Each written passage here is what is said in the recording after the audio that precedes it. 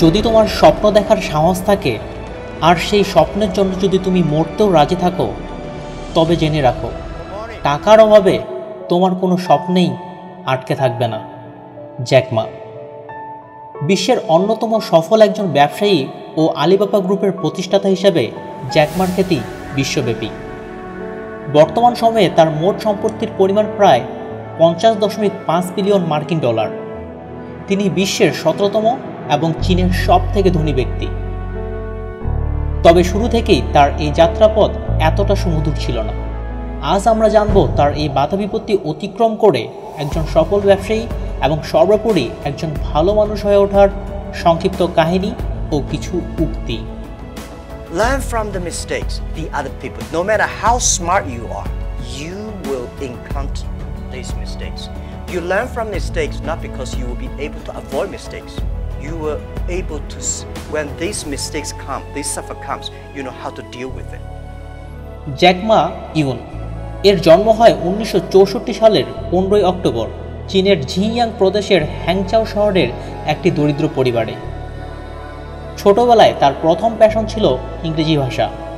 9 বছর ধরে তিনি 70 মাইল পথ সাইকেল চালিয়ে পর্যটকদের এলাকা ঘুরিয়ে দেখাতেন শুধুমাত্র ইংরেজি শেখার জন্য। সেখানকার এক পর্যটক বন্ধু মা ইউনকে জ্যাক মা নাম দেন। গরিব ঘরে জন্ম নিলেও তার স্বপ্নটা ছিল আকাশের মতো। কর্মজীবনে বহু ব্যর্থতা, ব্যবসাতে আসা বিভিন্ন প্রতিকূলতা, কোনো কিছুই তাকে তার লক্ষ্যে পৌঁছানো থেকে আটকাতে পারেনি। গরিব পরিবারে জন্ম নেওয়া জ্যাক মার শিক্ষা গ্রহণই ছিল তার সামনে এগোনোর একমাত্র উপায়।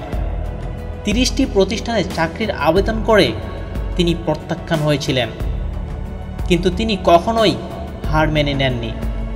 তাহলে চলুন জেনে নিই জ্যাক মার কিছু বিখ্যাত বাণীসমূহ, যেগুলো আমাদের জীবনের চলার পথে দিশা দেখাতে সাহায্য করবে। ক্ষুধার্ত থেকো এবং স্বপ্নের পেছনে দৌড়াও। দরিদ্র হয়ে জন্মানো দোষের না, কিন্তু দরিদ্র হয়ে বাকি জীবন পার করাটাই দোষের। আপনি যদি একটি দরিদ্র ঘরে জন্ম নিয়ে নিজেকে 35 বছর বয়সেও সেই দরিদ্রই থাকেন, তবে দরিদ্র হয়ে থাকাটা আপনার কপালের দোষ নয়, আপনি এটি প্রত্যাশা করেন। কারণ আপনি আপনার যুবক বয়সকে কোনো কাজে লাগাতে পারেননি, আপনি সম্পূর্ণভাবে সময়টা নষ্ট করে দিয়েছেন। জীবনে অনেক উপরে উঠতে হলে 25 বছর থেকেই শুরু করুন। নিজে পরিকল্পনা করুন, তাই করুন যা আপনি উপভোগ করতে জানেন। এগিয়ে যাও, তা না হয় ঘরে ফিরে যাও। আপনি গরিব কারণ আপনার দূরদর্শিতার অভাব।